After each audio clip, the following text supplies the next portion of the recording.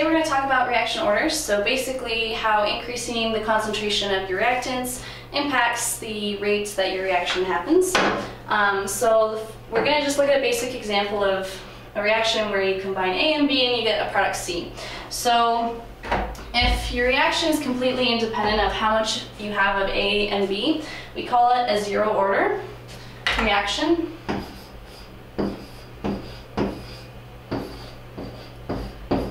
And the way we represent that is that we say rates, so we'll say R equals K, which is just a constant variable that you have for the particular reaction, and then you have the concentration of A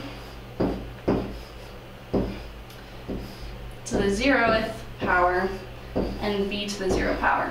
So you're basically saying that no matter how much you have of A and B, you're always just going to have the same rate because A to the 0 and B to the 0 are always just going to turn into 1. So the second situation that you can have is a first order reaction.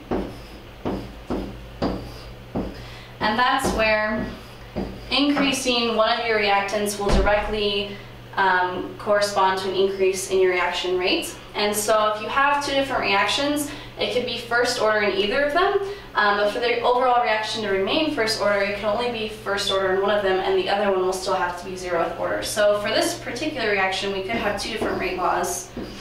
First one could be first order in A, in which case you write the concentration of A to the power of 1, and then 0th order in B, in which case you write concentration of B to the power of 0.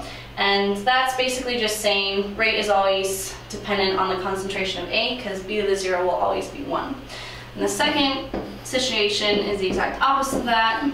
So you have 0 order in A, so A to the 0, and this time your first order in your B concentration, so you have an exponent of 1 for B. So that's first order. For second order, you're going to be exponentially dependent on the concentration of one of your reactants. And so there's actually three different scenarios for this one.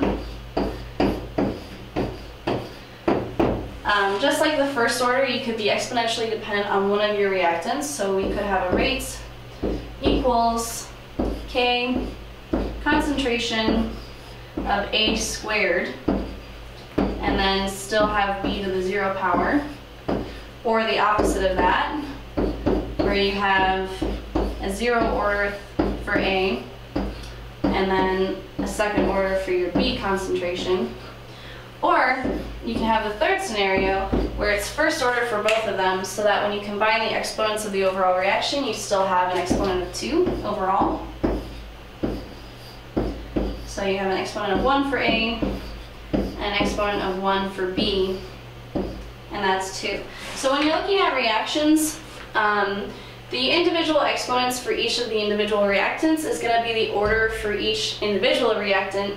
So example, for each of these ones, if I wanted to ask what the order for A was, for the first one it would be 0, right there, for the second one it would be A, for this third one it would be 0, and so on and so forth. You could do the same thing for B, but if you want to look at the overall reaction order, what you do, so overall reaction order, you just add the exponents, equals sum of exponents.